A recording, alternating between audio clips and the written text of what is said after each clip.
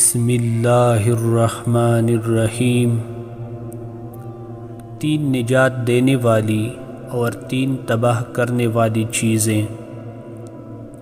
حضرت ابو ہریرہ رضی اللہ عنہ بیان کرتے ہیں کہ رسول اللہ صلی اللہ علیہ وسلم نے فرمایا 3 چیزیں نجات دینے والی ہے اور 3 چیزیں تباہ کرنے والی ہے۔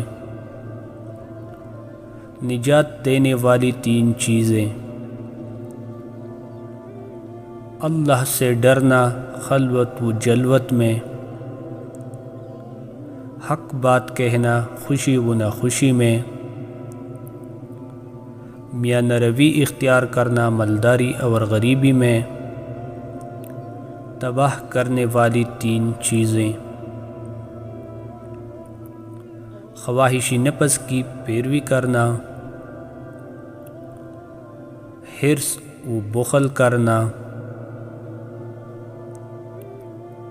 کمنٹ کرنا، اور یہ تینوں میں سخت تر ہے۔